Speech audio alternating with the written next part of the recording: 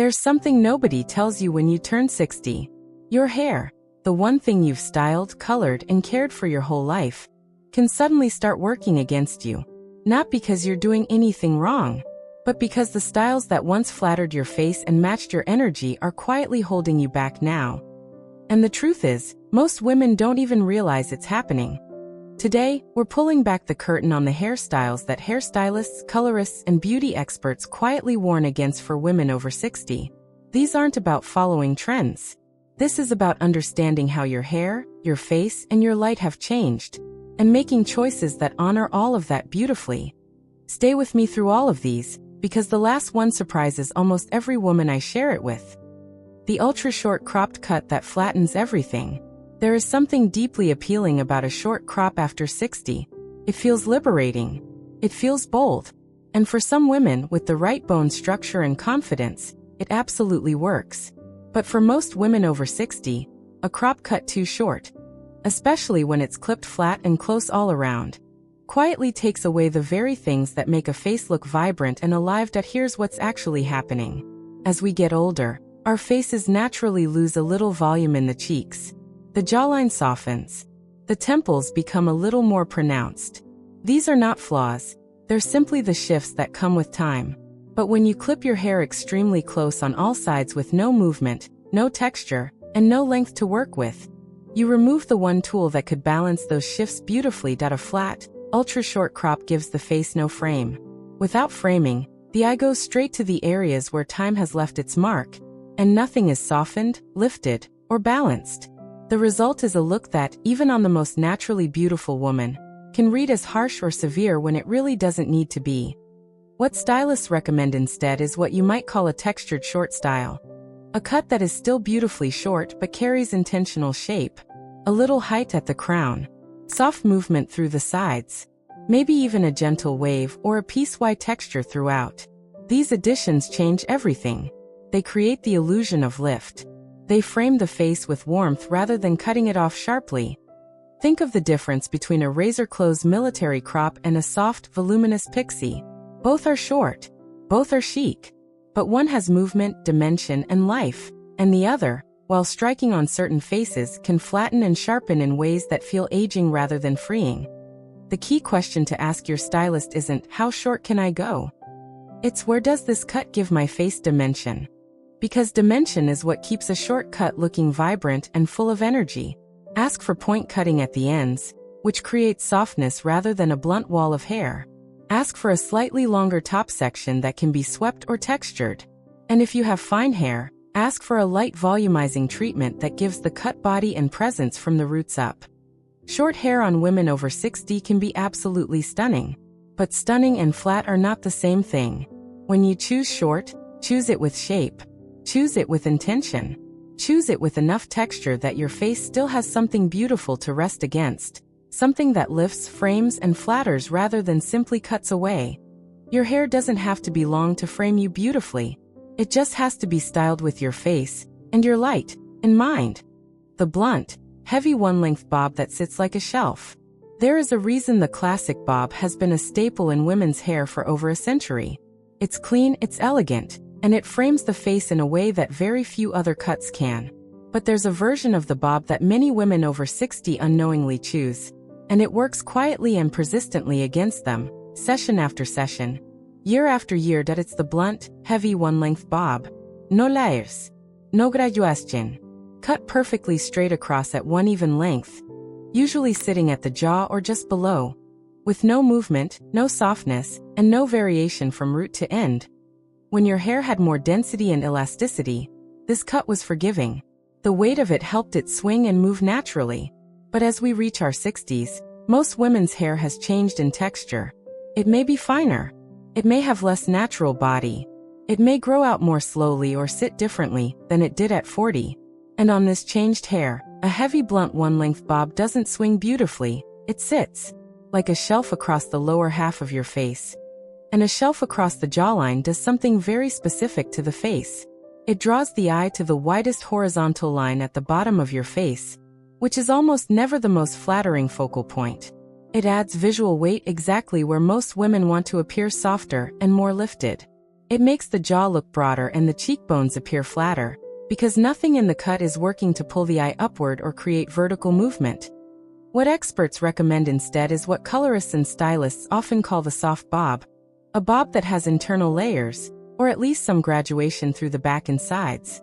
Not dramatic layers that make it a completely different cut, but subtle shaping that removes weight from the bottom and allows the hair to curve and move against the neck rather than sitting flat against it. Face framing layers are one of the most powerful tools in this correction. When you allow just a few longer, softly angled pieces to fall around the face, even within a bob structure, you instantly change the geometry of the entire look. The eye travels upward and inward toward your features, rather than sideways along a blunt horizontal line. Ask your stylist about internal graduation, which means the layers are cut underneath and hidden, giving the bob movement without removing its sleek top surface. Or ask about a soft angled bob, where the front is slightly longer than the back. This creates a natural curve that flows beautifully along the jaw and draws the face into a more elongated, graceful line. The goal isn't to abandon the bob. The bob is timeless. The goal is to update the way it's cut so that it works with your face today, not your face at 35. A bob with movement, with softness, with at least a touch of graduation, is the difference between a cut that dates you and one that makes everyone in the room quietly wonder what you're doing differently. Very long, very flat, unstyled hair that pulls everything down. This one is where the conversation gets most delicate, because the idea of long hair after 60 is one that carries so much personal meaning. For many women, long hair is identity. It's femininity. It's freedom. And nothing in this video is about telling you to cut your hair short if you love it long.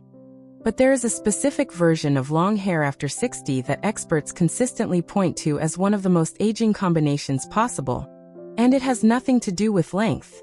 It has everything to do with texture, volume, and what the hair is doing as it falls. Long hair that is very flat, very straight, very fine, and left completely unstyled. Hanging straight down from the crown with no body, no movement, no wave, and no lift at the root, creates a visual effect that is almost perfectly designed to drag the face downward. And this is the key word. Downward. As we age, gravity is already doing its gentle work. The skin has softened. The brows may sit a little lower. The corners of the mouth may have relaxed. These are natural, beautiful parts of aging. But when you add long, flat, heavy hair that also pulls straight down with no interruption, you are adding a visual force pulling in the same direction as gravity. And the cumulative effect is an overall downward drift that adds years in a way that nothing else quite does. The fix is not length. The fix is dimension within the length. And there are several ways to create it. Volume at the root is the first and most powerful change.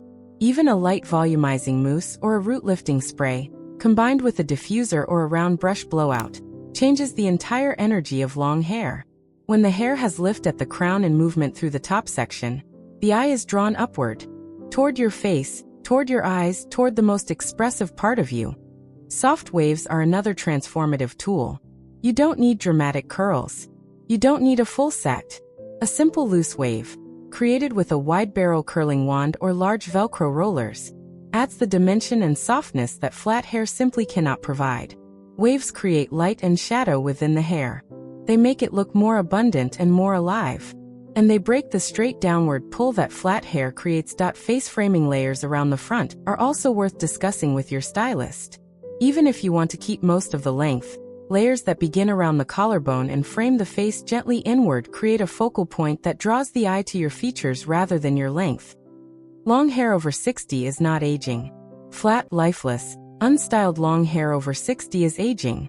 The difference is simply care, and a few tools that bring the hair to life. The overly tight, over-processed perm that ages instantly. There was a time, and many of us lived through it, when the perm was the ultimate symbol of having done your hair. Full, bouncy, tightly coiled curls that held their shape through humidity, wind, and everything life threw at them. And for a certain era, it was exactly right. It was chic. It was polished. It was the look. But the overly tight, heavily processed perm, the kind that creates small, uniform, springy coils from root to tip with no variation in pattern or size, is one of the styles that hairstylists most consistently flag as aging for women over 60. And the reasons go deeper than aesthetics. First, there's the texture question. Very tight, uniform curls sit close to the head and tend to compress rather than expand. Despite looking full, they often make the silhouette appear smaller and a rounder silhouette without height tends to make the face look compressed and shorter. The very structure of the perm works against the elongation and lift that most women over 60 are naturally seeking. Second, there's the chemical question. The hair we have in our 60s is genuinely different from the hair we had in our 40s. It's often more porous, more fragile, and more prone to dryness and breakage. A strong perming process applies significant chemical stress to already delicate strands, and the result is often hair that looks frizzed, dull, and dry rather than the bouncy, shiny curls of the original vision. The chemistry that once gave you a beautiful result may now give you a result that looks damaged rather than styled. Third, and most subtly, there is the association question. Certain styles carry cultural timestamps.